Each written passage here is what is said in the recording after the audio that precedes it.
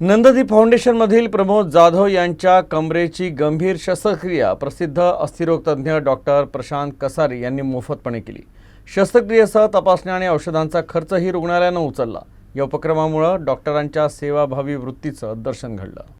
शहरातील समर्थवाडी स्थित नगरपालिकेच्या सौजन्यानं सुरू असलेल्या नंददीप शहरी बेघर निवारा व मनोरुग्ण केंद्रात 150हून अधिक बेघर मनोरुग्ण उपचाराधीन आहेत।